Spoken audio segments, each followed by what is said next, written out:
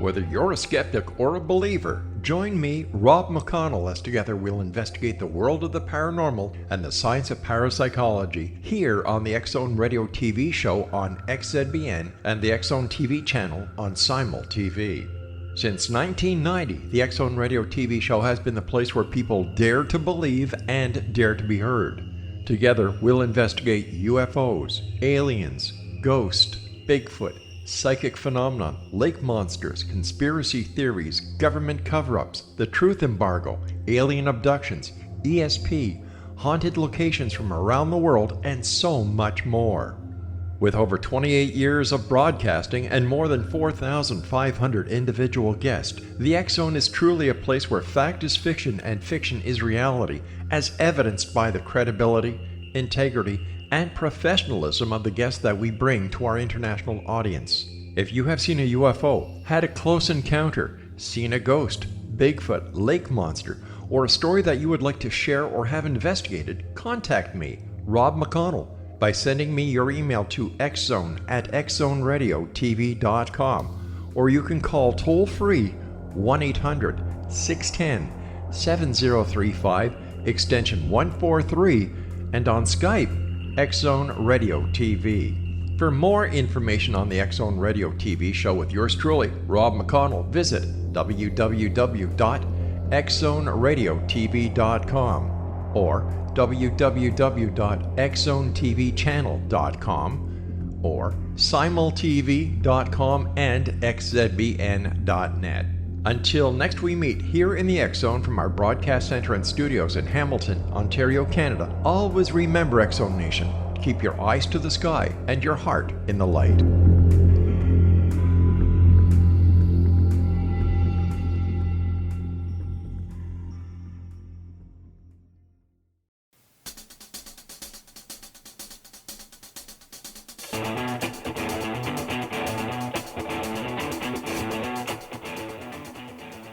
Welcome to Know the Name, Know the Genius in You.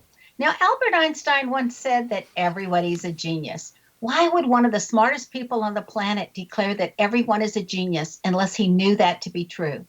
This program is about sharing with you how people find their genius and how finding what they were great at doing ended up benefiting others. I'm your host, Sharon Lynn Wyeth, creator of Namology Science and author of Know the Name book series. At the end of tonight's show, you'll hear clues that are revealed in names to assist you in recognizing your own innate talents.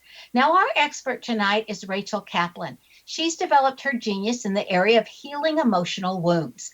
Rachel Kaplan has been relentlessly studying healing since her life was devastated by the traumatic suicide of someone she loved when she was only 14.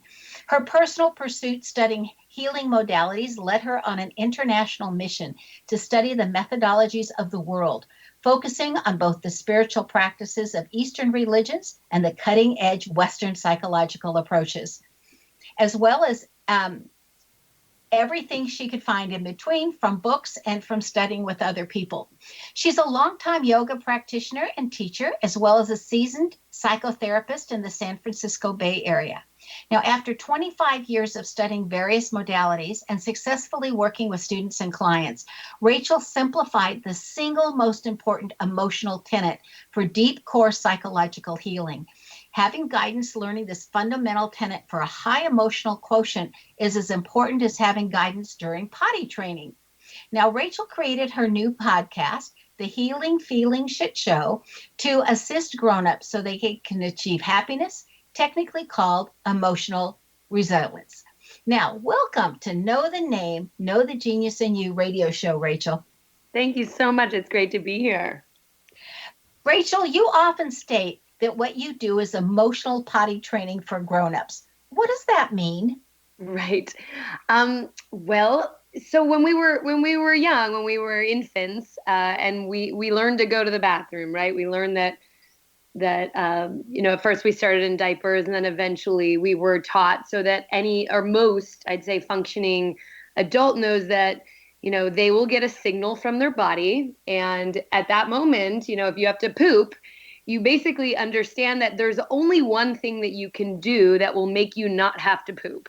And so we don't think, oh, we should eat or we should drink or we should post something or buy something, right? We know that that is the single action we can take to feel better. And emotional potty training is basically, after these 25 years of relentlessly studying what heals people, I found that emotions are quite similar. They are intense sensations and signals from our bodies. And that when we get those signals, despite how much all of us engage in all kinds of efforts to distract or consume those sensations away, that's similar to pooping. There's really only one way to feel better and to not feel that pain, and it's actually to feel the pain. and if we were to learn how to do that and get really skillful with that practice, which is totally possible, that the ability to work with challenging or painful emotions becomes no bigger deal than, the next time you go to the bathroom. It's interesting to me, Rachel, because so many people within their names, I can see that they'd rather just bury their emotions than have to feel them at all. So Right. When you talk about really feeling your emotion, what about those people who don't know how to do that or have buried it for so long? They're clueless. Yeah, exactly. And the truth is that some people might be more innately or able to do that. Like some people, they're just so sensitive that they almost have no option to bury their emotions. But what I would say is we're living in a culture and at a time in society where we're really all taught that we can just consume or distract away our pain. And what I would say is that I don't think any of us were taught how to do it, which is why I am dedicating my life force and my free time. I mean, it's, the most beautiful and consuming amount of work I've ever done to create the shit show, as you said. And it's such a, beautiful experience for me because I'm taking the journey that I've been on, which started, as you said, in pain, and trying to craft it in a way, that wisdom and understanding of what actually can help people, where it makes it accessible. It teaches people step by step, why do you need this? Why are your standards of how you feel, how are they off? And then how do you start to cultivate the skill? And it's not that different than, if you were to train a muscle or, practice learning a language or something that you do again and again, and you notice how it goes. That's pretty much what I'm guiding people with. And the reason I'm so passionate about it is that, if you look at the impact of all of us bearing our feelings, there are many things you can see. There's certainly overconsumption. There's also, deaths almost, constantly from either overdose or, drug abuse or suicide. And then there's all these totally heinous hate crimes and mass murders. And so my sense is, one way or the other, the feelings will win. Just like, if you were to eat food and never go to the bathroom, you would get sick and probably die. It's like we can't actually overcome these natural mechanisms. And so instead, I'm like, why don't we get good at, learning them? And then they do help us feel more and more balanced, more and more happy and resilient. So your first season of your podcast just launched this past February, right, on all platforms where podcasts are found. And you were saying that this season or this first year, it's going to include step-by-step how-tos on how to move your feelings and heal yourself and create emotional resilience. That's now, right. Or what you would call the new happy. Yeah. And I understand that you have over 6 hours of client interviews about healing work, live unscripted therapy, or your hilarious poop stories that right. come out on this radio show. So would you talk to us about this radio show and give us like real examples, like what somebody would do and plus an example of a poop story? Sure. Well, what I can tell you is, first of all, the poop story, the poop metaphor, it's not only fun and a fun brand, but it really is the single best way to understand the way we need to learn to relate to our emotions. And so the role of the poop story in each episode is for comedic relief because, for better or worse, I'm someone who has always, loved laughing at a good poop story. And some of these now I've heard, hundreds of times, and I still think they're hilarious. So part of what I'm trying to do with that is also just lighten the tone, like reduce the shame that we all feel. The truth is every single person has pain, emotional pain. It's not possible to be a human and not have emotional pain. We lose things, we lose relationships, we lose loved ones. And at some level, we know eventually we're going to lose our lives. And so, to try to have your human life without human pain is just, it doesn't work. And so instead of feeling bad, I think that while there's a little bit of shame around pooping, we have actually more shame around the part of us that feels like poop. And so I'm really trying to hold this in a lighthearted way so that overall the pervasive shame is dismantled. So that's that. And I think honestly the best thing for the poop stories would be, these are things like, and by the way, I'm desperately in need of poop stories for season 2. These are things like, you accidentally pooped your pants, or someone had an experience being exposed pooping in the desert. Someone had an experience of traveling. There's a lot of travel stories, as you can imagine. They poop their pants in one night and are able to tell it in just a magical, funny way.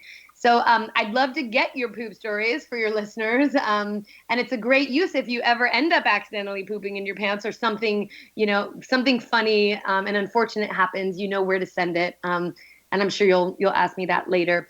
But yeah, the first season, it's 12 episodes, and I spent a year creating it. It's all beautifully scored with an album that the main sound engineer and musician who I work with created actually to process his father's death. So the music is very powerful and helpful as far as helping us create a connection to emotions. And it basically starts you off with, why should you learn to have your pain?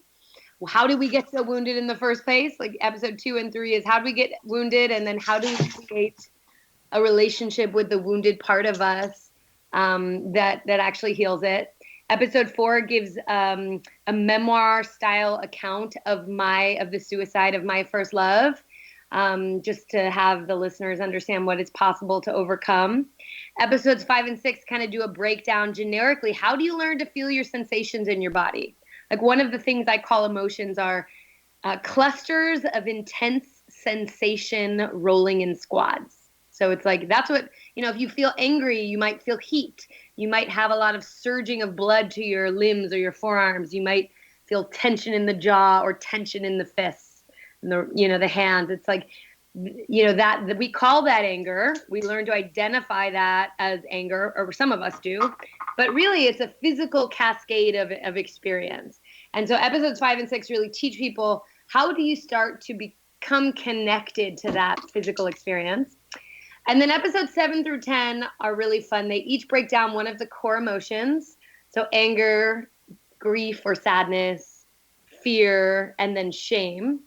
And they help you get a ton of ideas and skills and approaches of how to actually move that feeling through you. So that's the whole premise is emotions. If you take the letter E and you're someone who loves words and letters, right? I mean, you take the letter E off of the word emotion, what do you have left? You have motion. Exactly. It's like in the name tells you the purpose. They are supposed to move. And when we learn how to get out of the way, which means reducing shame, getting curious, letting go of the myth that we shouldn't have feelings or that men shouldn't have feelings. Of course, Rachel, let's hold it right there with men shouldn't have feelings to pick up after the break. Since we need to take a break, stay tuned to Know the Name, Know the Genius in You, which is being heard on xzbn.net and X Zone Broadcast Network and on the website knowthename.com. Now, after the break, we're going to find out how our emotions move through us. Stay tuned.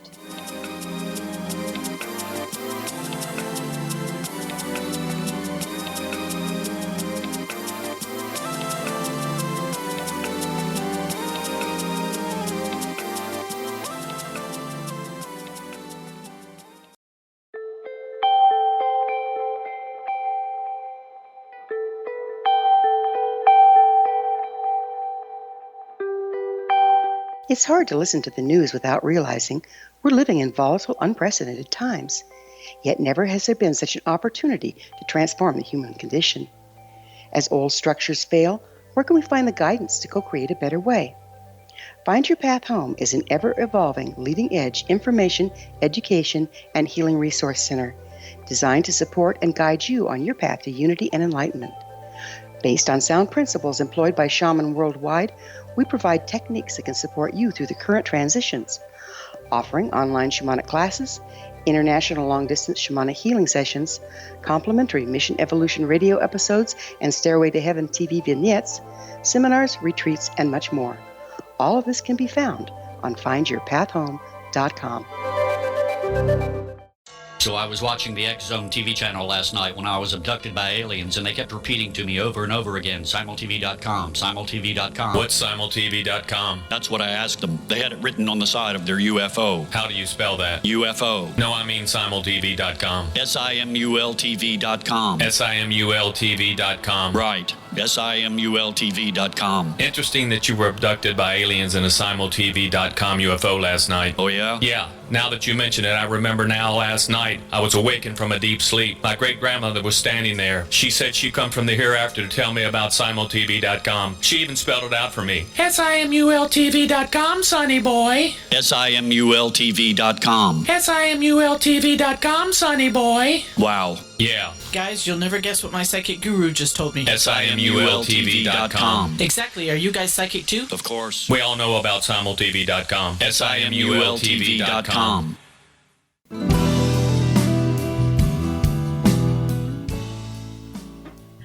Welcome back. I'm Sharon Lynn Wyeth, and you're listening to Know the Name, Know the Genius in You, which is being heard on xzbn.net and knowthename.com. Our guest tonight is Rachel Kaplan, whose website is healingfeelingshitshow@gmail.com. Okay, Rachel, right before the break, I had to interrupt you for our break, but you were talking to us about the key emotions in episodes 7 through 10. Please continue. Yeah, and one thing is the website is what you just read is my email, which is a great way to actually get me your poop story. If you remember, okay. But my website is very similar. It's just healingfeelingshitshow.com.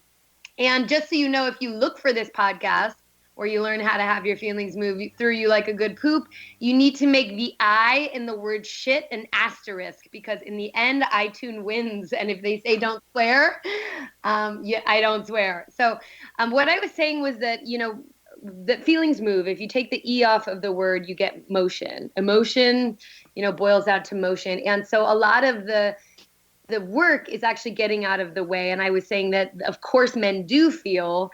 There's a lot of pressure that they feel like they shouldn't. Men were largely taught they don't have feelings, or it's not strong to have emotions. But we know that's not true. So 7 through 10 each break down a specific emotion and teach you ways to learn to become really skillful with it. And an example I can give you is around anger. So in the therapeutic industry, you hear a lot of people talking about managing anger, right? Like you hear anger management, it's a term. But what I think is that anger is very similar to the element of fire. It's like when we get angry, you hear it in the language, we see red, smoke comes out of the ears, you get hot. And anger, similar to fire, is capable of destruction. In fact, I would even say that that's what fire does, right? It's like it destroys wood, right? It consumes, it devours. And so instead of people trying to either deny that they have anger, which you see all over the place, and then eventually become so full of that anger and rage that they explode, whether through, just blowing up at someone or yelling on the highway, whatever it is. What I teach people how to do is, what would it be like to take that explosive backlog, pile inside you, and one little bit at a time, so from like 10 to 15 minutes at a time, which is actually quite long in the world of anger work, you practice having a tantrum. So an easy way to do it would be you grab a towel or a blanket, go to your couch or your bed, make sure nothing breakable is within, a few feet of you, and then you just go to town beating the bed or the couch and muttering or swearing or saying no or saying, screw you, whatever the thing is that you're trying so hard to not feel. What if you were to let yourself feel that, really let yourself connect to that anger, with the intention that you're doing it so that you become a more balanced, safe citizen or family member or a better mother or a more patient, teacher, whatever it is. And you do that a few times a week, and you start to establish a relationship with that emotion where when something gets you really mad, you know that you're going to honor it, you know that you're going to move it, but you start to train yourself that you're not going to do it at people, And you start to, have these safe ways where you learn the power and the benefit of being in touch with an emotion that's as powerful as anger. And there's like a billion reasons we'd want to be in touch with our anger once we have a healthy relationship with it. Connie Dombrowski teaches us that underneath anger is because there is a hurt. And underneath the hurt is because there's a fear, because we actually care so very much about something and that we're hurt by somebody else's actions or something hasn't gone the way we've expected it to. Right. And so we have a fear that we cannot fix it. And it's because the hurt is so strong because we care so much that we end up getting angry. And that's the underlying parts of anger. Do you agree or disagree with Connie Dombrowski? I do agree that there are layers of emotion, and I do agree that usually under anger is a hurt or a grief, and I totally think that fear is also usually a layer deeper, and that at the deepest level what you find is shame and a worthlessness and a sense of do I or do I not belong. So I think that is true, but I think that anger is interesting, and part of why I talk about it is because even in the self-help world, the psychological world, it still has a bad rap. It's like we want to be able to feel our fear. We want to be able to feel our grief and cry, or, these communities that are focusing on emotional intelligence. But we're still saying that anger has no place. And I think it's really misunderstood. And that anger is also a way. So I think that, yes, it is layered. And once we allow and honor and move the anger, there are often waves of grief that come up. And so, and when I go into that in episode 7 with anger, it will talk about how you then slow down, especially because it's tiring work to move anger, how you slow down and tune into the part that might need to cry, or that might be afraid, or that might be ashamed that here you are beating your bed with a towel, But what I would say is that anger also has its own value when it's not hypercharged by a backlog of 20 or 30 years of not being allowed to feel it. So when we don't let ourselves feel angry, what you'll see is a lot of martyring, a lot of caretaking for the purpose of, getting what you want, and then resentments. Like there are all kinds of ways that anger will come out one way or the other, right? And so I think when we've done some of that backlog, we've made peace with the fact that it's okay to be angry. In fact, sometimes anger is like a beautiful, wise, resourced response. Like, when we get to that place, anger really shows us our boundaries. And it depends on us valuing ourselves and knowing our worth to be angry. Now, that doesn't mean that I'm ever encouraging that I want someone to be caustic or unkind or cruel or explosive. It's quite the opposite. It's like once you create a relationship with that emotion, that energy in your system that you just can't get rid of, no matter how much you think it's scary, it's like part of the package, right? Once you get responsible for that emotion, then you can be really careful with it. Now, you were going to say anger is also a way to what? Well, anger is a way, like if you get to a healthy place with it, anger is a way to value yourself. It's a way to know when something is pushing in on your what your values are, what you're okay with, what your personal space is, what you deserve, what you're allowed to have. It's like if we aren't so consumed with a backlog of anger where someone pulls in front of us on the highway and we're swearing, then if you get that heat of anger, you're going to know something happened that really isn't okay for you. It's a signal, just like to switch emotions for a moment, fear. So fear, is incredibly adaptive. Like when we lived primitively, or we lived, where the wild animals were, you needed to have a system in your body, and we still do. Like even if we're not living with lions and tigers and bears, we still need to know when we're in danger. And so when someone has a baseline or a homeostatic point where they more or less feel safe in the world, so they don't have a lifelong terror of not being safe that they haven't ever let themselves feel from childhood on. And that's the kind of thing that will create panic attacks and just like a core sense of insecurity or anxiety. And I would say that stress, anxiety, and insecurity, all of those kind of societally accepted descriptions of stress or fear, they really are actually under the camp of fear. And I think there's incredible value to simplifying these emotions in our language to their most essential form. And the reason for that, and I will come back to fear in 1 second, is that just like when we're babies, we don't have all these complex thoughts. We don't have these minds. And so, a baby's upset, it cries, and then the need is resolved and it feels better. And a lot of the way we became wounded is in that very young nervous system of us before we really had all this capacity to think. And so to get the system back into a place where it's moving and functioning in a way that keeps us balanced, what we really need to do is feel the feeling, not think and wax poetic about the feeling. And so I think saying to you, or anyone saying to someone else when they're like, how are you? If someone were to say, I'm really scared right now. Money's really tight and I've been really scared. You can feel the vulnerability in that.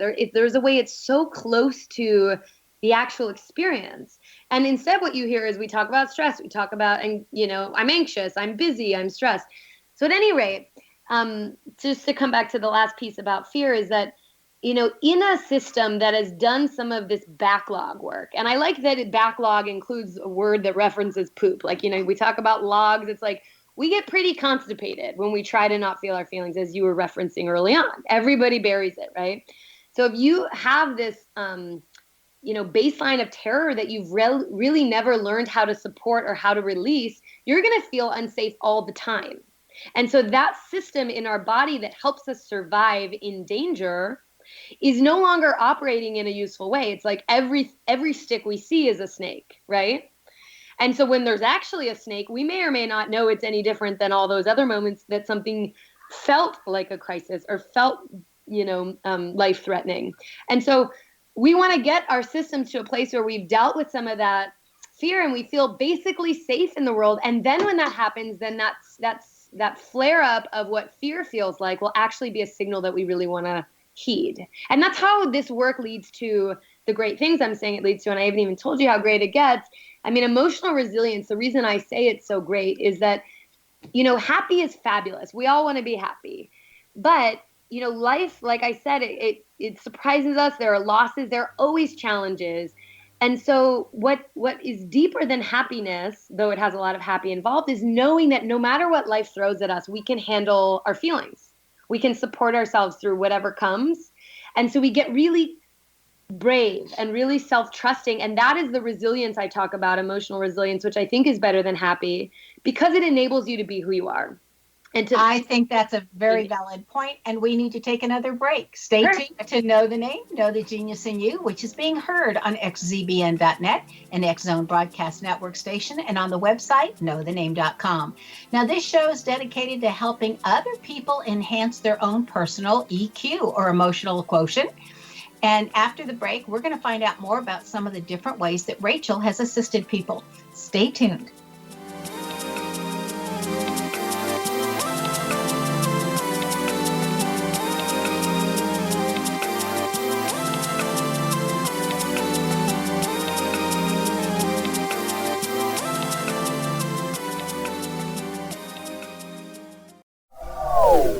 They are here, and they've been here for thousands of years, making their presence known in the shadows. They might be seen by a lonely motorist on a deserted road late at night, or by a frightened and confused husband in the bedroom he is sharing with his wife. But who are they? What do they want? Why are they here? Perhaps most concerning, has the government been aware of their presence all along? The new book by Ellie Marzulli, UFO Disclosure, the 70-year cover-up exposed, delves into the world of UFOs. Can full disclosure be soon?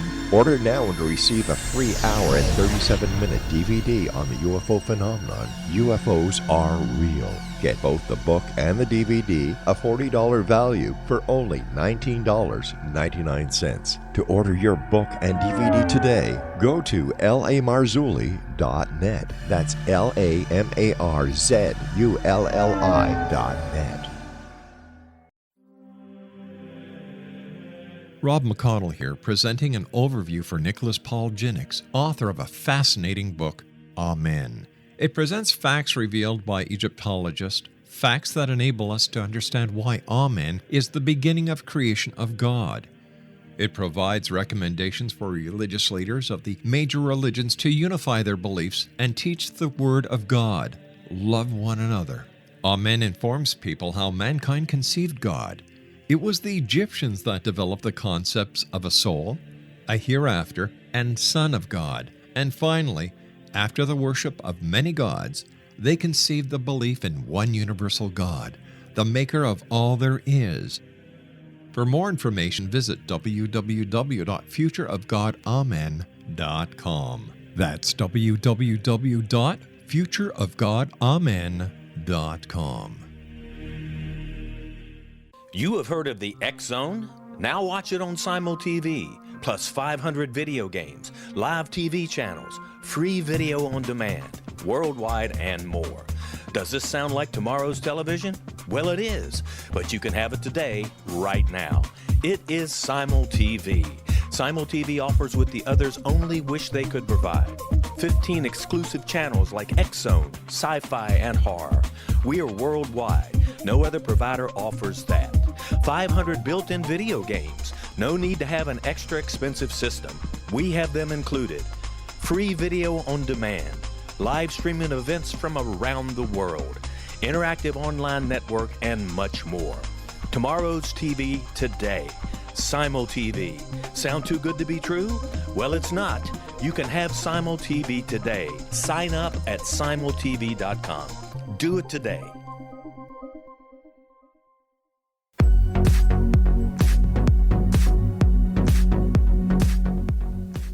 Welcome back. I'm Sharon Lynn Wyeth, and you're listening to Know the Name, Know the Genius in You. Our guest tonight is Rachel Kaplan, who is a therapist and specializes in raising one's emotional EQ.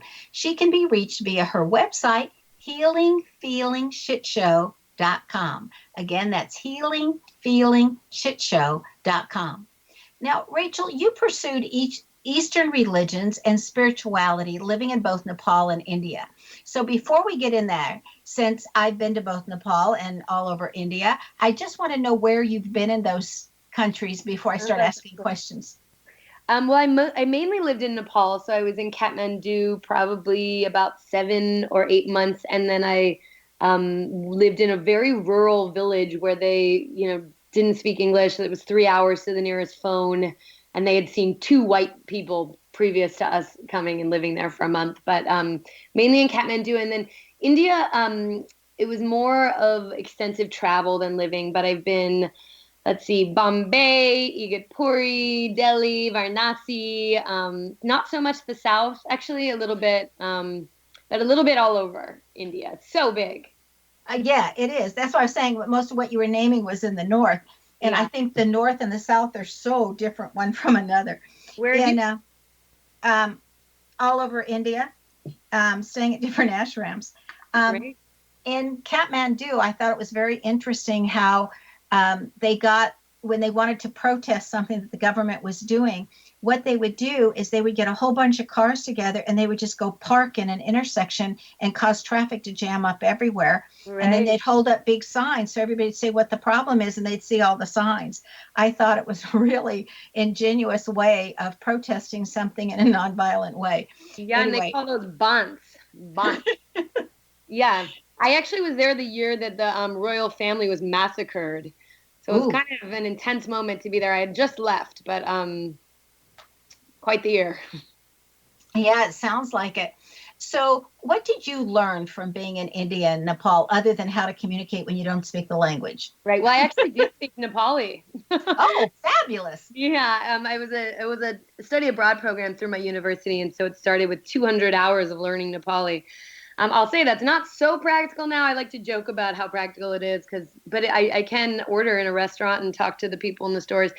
What I was pursuing there is because I was devastated so young. In high school, I was really, I think, had interests and needs, a desperate need to understand how to make myself feel better that was, beyond what most of my peers were interested in. And so I got kind of thrown into and as I started to heal, I thought I was further along than I was, of course. But as my senior year of high school, I started to have some of my early emotional healing experiences from the suicide of my first love. And it really sparked this spiritual awakening in me. And so I was over there studying or pursuing, what is their version of healing? Now, what I learned is that they have a very different concept about healing. And in fact, all of the centers there that were teaching healing in any form that was recognizable to me were really pitching it to tourists for money, right? And so it was this fascinating also cultural wake-up call. And not to say they don't have healers and they don't have profound spiritual practices and practitioners, they really do, but it was very different than the model I had, I went there seeking. But what I did do, and this was fantastic, and it was actually the bulk of my major, because I made up a major, which was really cool. I was at a huge university, but was able to tailor this major around this program. And then when I got there, they were like, what do you want to study? So I did study yoga, like the physical asana practice, and meditation, and hands-on healing practices. And what it did, I'd say that, it was profoundly useful. And a lot of learning to feel your feelings is similar to learning to feel your body in like a mindfulness practice. Mindfulness is all the rage these days. Really what that's about is learning how to attend to what's happening inside of us, as well as outside of us, our sense doors. So I draw on that in a very profound way, and the physical practice of yoga and the way that translated into me becoming a teacher was also in a lineage that was really focused on using the physical practice for emotional healing. So for me, it's all woven together in this pursuit of healing. But I would say also personally, that year was really about a deeper wake-up call. I actually would say that, I went in thinking I was almost enlightened, and my friends all were convinced maybe I was going to die. My college friends kind of thought I was like the little guru. And I came back being like, God, I'm a mess. I started meditating, realizing there were multiple voices in my head talking to each other. And I started actually realizing how much I had been trying to help people based on this pain of not being able to save my dead boyfriend. And so it's really a cool pivot in my journey of being a healer, because I stopped doing that for a few years, like really didn't mess with anyone's healing or awakening, and really brought the work inside. And then as I started coming back into that role as a yoga teacher, and I would facilitate in my early days of teaching yoga workshops for people who had been sexually abused. And as I moved back toward my professional pursuit of being a psychotherapist, I had really come to a place where I'm no longer doing it now because I feel bad inside, and I'm not trying to compensate, and that really changes things. So, well, you've been exposed to so many different modalities. What is one of the modalities that you found to be incredibly effective? Yeah. Well, it's interesting because it's the single most effective one, and it's the one that I talk about most cryptically, because the person who I learned and healed and mentored with in this way is a very private person. He's someone actually who lives in the American Southwest. He lives right on the border of New Mexico and Arizona. When I first went out to his land, it was mainly the work was done through the phone. He lived in a mud hut, and over the many years that I would work with him, he had built some of the structures on his land. But he's someone who's initiated into more of the native tradition of our country, so an Apache lineage. And it was really the heart of what I did with him that helped me understand the mechanics of the emotional system. And that was the work that really truly, set me free for myself, and the work that, I had already been a professional psychotherapist for years at that point. I've been doing that work for 13 years. But when I started integrating that into my work with my clients, that's really what teaches people, helps people to become accountable, helps people to actually overcome, one word that we use kind of frequently is imposter syndrome, right? This sense of, do we deserve what we have, or are we as good as people think, right? And what I would say is that the only way we can really heal the voices that would be underpinning, imposter syndrome is by becoming really amazing caregivers of these very young parts of us that we learned early in our life in a nonverbal way we had to suppress in order to get the love from our parents. And, anyone who studied psychology or attachment therapy or the science behind it, there are studies where little monkeys choose to cuddle with terry cloth covered wire figures instead of eat. That is how important our need for a loving connection with our parent is. So if we notice that every time we cry our face off, our mom or dad move away from us, we're going to be instinctually wired for survival to not cry. And so what happens is very early in our life, we start smashing all these parts of us down, and we think that these are the parts that make us unlovable. And these parts kind of calcify as we try to hide them and go into middle school and high school, and we try to hide them from our coworkers and our girlfriends and whatever it is, and these are the parts that make up imposter syndrome. And if someone wants to get to a place where they feel worthy of their lives or their successes or the love their dog gives them, it requires knowing how to access these very deeply buried parts and how to move the pain out of those parts. And that really brings me to the emotional potty training, because that is how you do it. And so I learned this through my work with this healer. And I've now kind of translated this for the world, because this guy, he may share a book at some point, but he's very much, he lives in the wild. He lives primitively, he goes offline for months at a time without tools even, he's living in a different way. And so I'm very much in the world. I've got a cell phone I'm addicted to looking at, just like you do. And I know what it's like to be, so influenced by our culture and the distractions that live here. And so I translated, what I understood of this work, as well as the 23, 24 years leading up to it, into the Healing Feeling Shit Show. It really is the best I have to offer and the most useful skills I know. So you have an emotional EQ test on your website, the one that's called yourcorewound.com, which allows someone to find out what emotion dominates their core wound. That's right. So in just 1 minute or less, give us the core of why you decided to create this test, and then we'll talk more about it after the break. Absolutely. So someone can go on there and within 5 minutes, you just answer numerically how much you relate to these different statements, and it will email me, and I can look at it, and I look at everybody's at this point, and I can see, okay, you need to start with working with anger, and that will be your doorway in. And so it gives me a sense of not so much what's the deepest core, because as I said before, the core is, the core of the wound is similar, but kind of where you're going to have the best access point. So it's a way to get streamlined into the action steps of my approach. And then you can use the podcast to flesh it out to really understand what you're doing. Okay, so if you're interested, everyone, that's yourcorewound.com. So would I be correct in saying that the core is going to be anger, grief, sadness, fear, or shame? Yes, this grief and sadness will be the same, but it is exactly those. And I will send you a little module that has a video of me, and it has the episode from the podcast that connects to that and a list of things that you can try.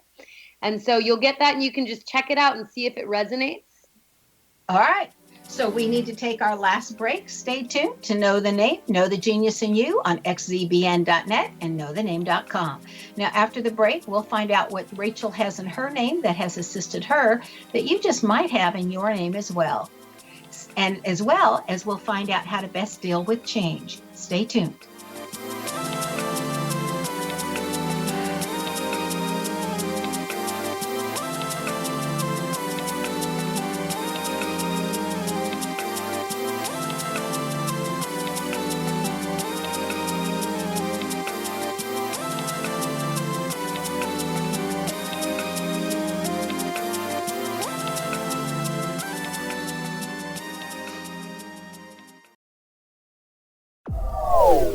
They are here, and they've been here for thousands of years, making their presence known in the shadows. They might be seen by a lonely motorist on a deserted road late at night, or by a frightened and confused husband in the bedroom he is sharing with his wife. But who are they? What do they want? Why are they here? Perhaps most concerning, has the government been aware of their presence all along? The new book by Ellie Marzulli, UFO Disclosure, the 70-year cover-up exposed, delves into the world of UFOs. Can full disclosure be soon? Order now and receive a free hour and 37-minute DVD on the UFO phenomenon. UFOs are real. Get both the book and the DVD, a $40 value, for only $19.99. To order your book and DVD today, go to lamarzulli.net. That's LAMARZULLI.net. Christopher Fulton is a survivor of the national security state. All he wanted to do was preserve history when he acquired a Cartier watch from the estate of President Kennedy's personal secretary. But that simple act set off a terrible chain reaction. He was pursued by the U.S. Justice Department and the FBI, thrust into the middle of the U.S. government's Assassination Records Review Board, even monitored and pursued by the Russian government. All because that Cartier watch was the missing link of evidence, a timepiece worn by JFK that fateful day in Dallas, a link resulting in Christopher being incarcerated and attacked for 9 years because he opened a hidden chapter in history.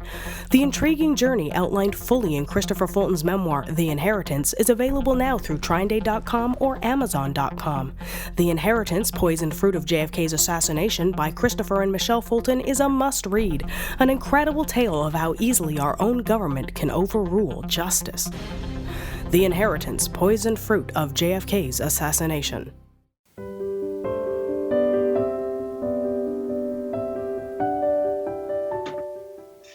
Welcome back. I'm Sharon Lynn Wyeth, and you're listening to Know the Name, Know the Genius in You. Our guest tonight is Rachel Kaplan, whose website is healingfeelingshitshow.com. She's taken her skills to a level where she's able to share her secrets with others to enable them to learn how to heal their emotional challenges and raise their EQ. So, Rachel, how do you recommend that people deal with changes that occur in their life? I mean, what's something like a hands-on or immediately they could do step 1 and step 2, and that would get them going to feel better? Well, it's a great question, because what happens when we start becoming more connected to our emotion is we start to notice where our life fits and does not fit. And so it's not uncommon that as people become stronger and more emotionally potty trained, that they start to outgrow certain relationships or jobs or patterns that were established when they were, less actually themselves. And so one of the best tips I can give is that you don't want to try to figure the whole journey out in advance.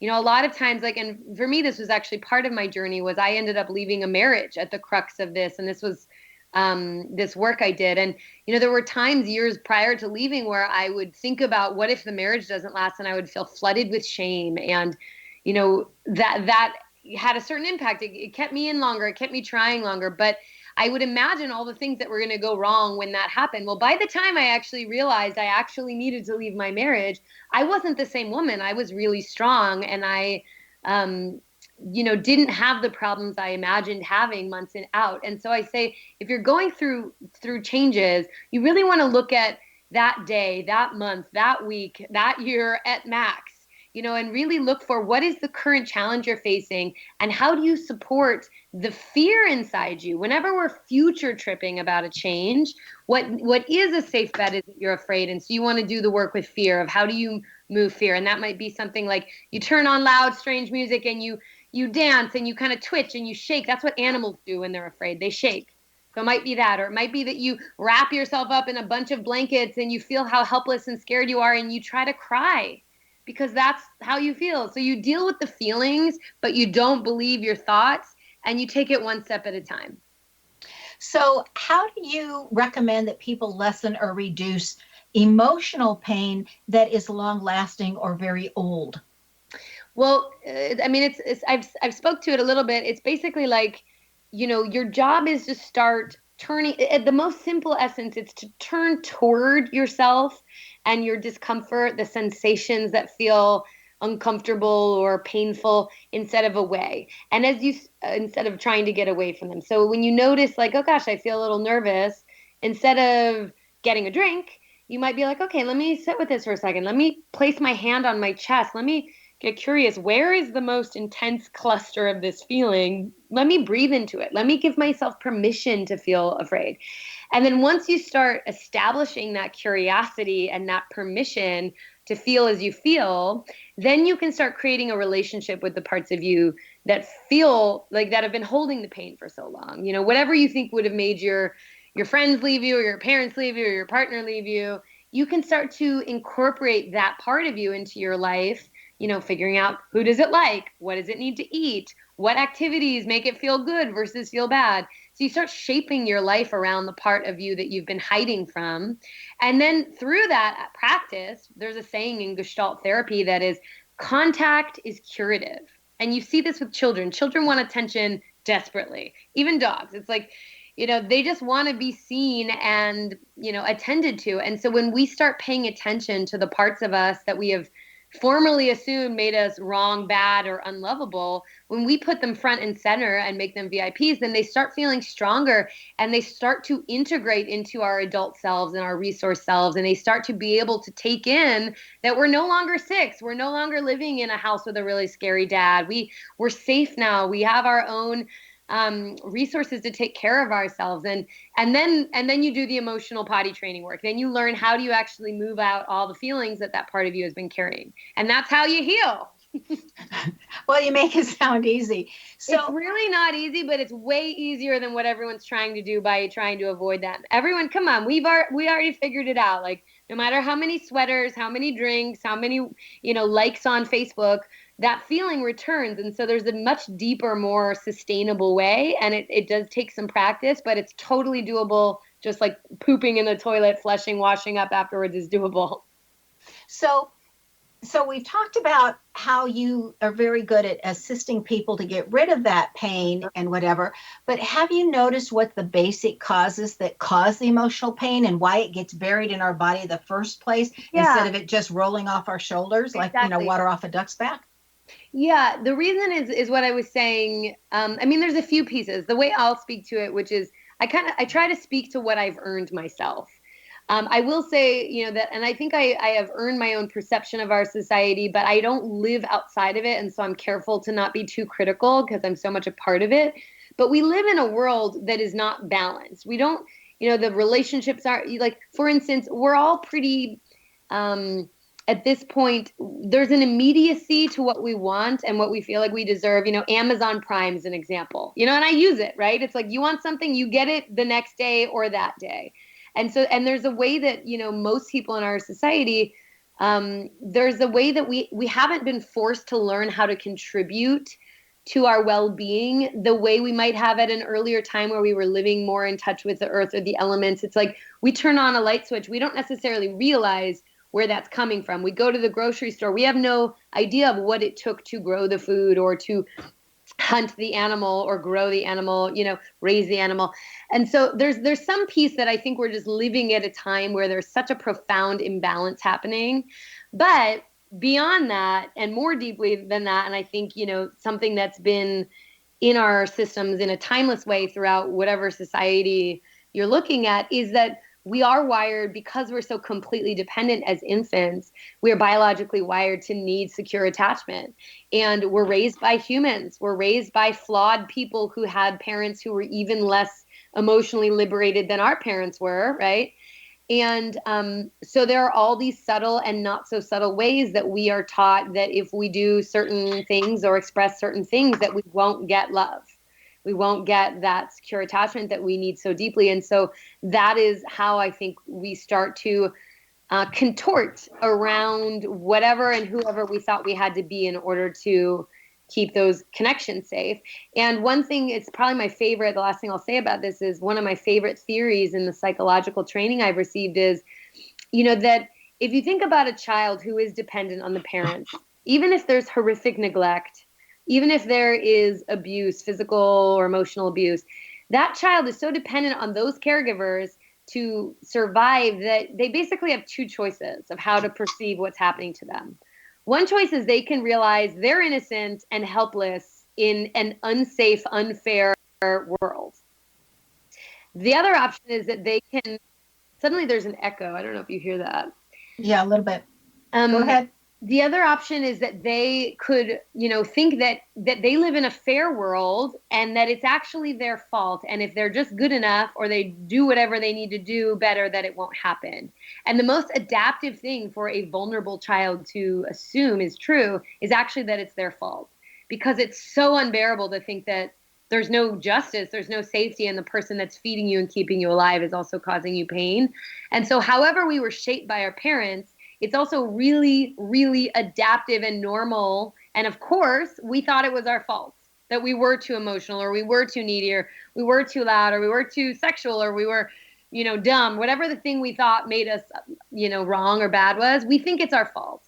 And so this work is really about reclaiming that it wasn't our fault. That was just what seemed true and now at a bone deep level feels true. And to earn our way to a place where we know it's not true, we have to put in some work, and it's totally doable. And the Healing Feeling Shit Show will guide you through it one step at a way, or one step at a time. Well, I would like to know more about, in very brief, less than a minute really, in an answer, is when you said that you felt like our grandparents were less emotionally liberated. I think every generation, it's up to the individual whether they're emotionally liberated or not. And when life was simpler, it might have been actually easier to be emotionally liberated. I agree. I think if you go back to a time where people were much more, where they learned how to contribute to their survival more, whether it was making their clothes or, growing their food, that there was just a certain degree of well-being that was demanded upon people. And so they might not have been relating to the emotions like we do, but there was probably more of a baseline of balance than there is now. But I do think, especially around emotional conditioning, that our parents' generation, their parents' generation, that there wasn't really a whole lot of understanding of how to relate to emotions.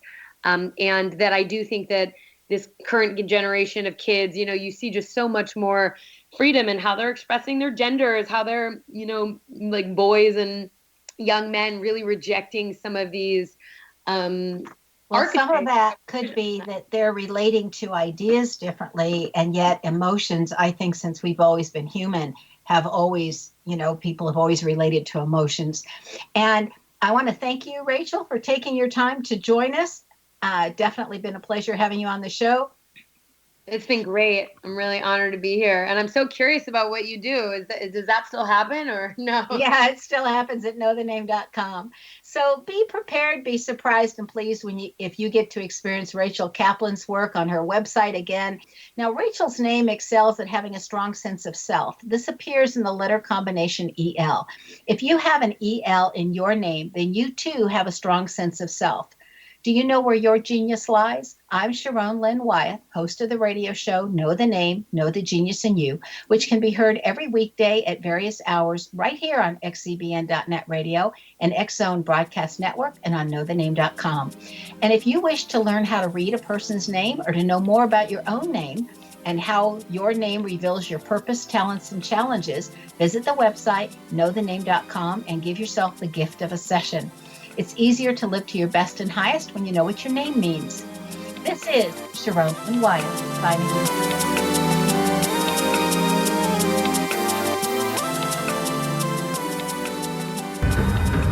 If you are looking for a safe, zero-calorie, natural option to the harmful artificial sweeteners on the market today, Just Like Sugar is what you're looking for. Just Like Sugar is a wonderful natural alternative for those health-conscious people who choose a calorie-restricted diet with a great, pure, sweet flavor that tastes just like sugar. Just Like Sugar is a great natural option for people suffering from diabetes and may be useful in restricted diet programs where standard sugars are not allowed and does not cause a laxative effect of some other sweeteners. Just Like Sugar comprises a perfect blend of chicory root fiber, natural calcium, natural vitamin C, and Just Like Sugar's sweetness comes from the natural flavors from the peel of the orange. Just Like Sugar is a natural alternative to harmful artificial sweeteners and will change the way that you believe all natural sweetener products taste. Just Like Sugar is available at your local Whole Foods markets, Wild Oats markets, Henry's, Sun Harvest, and many other fine natural food stores in the U.S., Canada, and worldwide. They are here, and they've been here for thousands of years, making their presence known in the shadows. They might be seen by a lonely motorist on a deserted road late at night, or by a frightened and confused husband in the bedroom he is sharing with his wife. But who are they? What do they want? Why are they here? Perhaps most concerning, has the government been aware of their presence all along? The new book by Ellie Marzulli, UFO Disclosure, the 70-year cover-up exposed, delves into the world of UFOs. Can full disclosure be soon? Order now and receive a free hour and 37-minute DVD on the UFO phenomenon. UFOs are real. Get both the book and the DVD, a $40 value, for only $19.99. To order your book and DVD today, go to lamarzulli.net. That's LAMARZULLI.net. You have heard of the X Zone? Now watch it on Simul TV, plus 500 video games, live TV channels, free video on demand, worldwide, and more. Does this sound like tomorrow's television? Well, it is, but you can have it today, right now. It is Simul TV. Simul TV offers what the others only wish they could provide. 15 exclusive channels like X-Zone, Sci-Fi, and Horror. We are worldwide. No other provider offers that. 500 built-in video games. No need to have an extra expensive system. We have them included. Free video on demand. Live streaming events from around the world.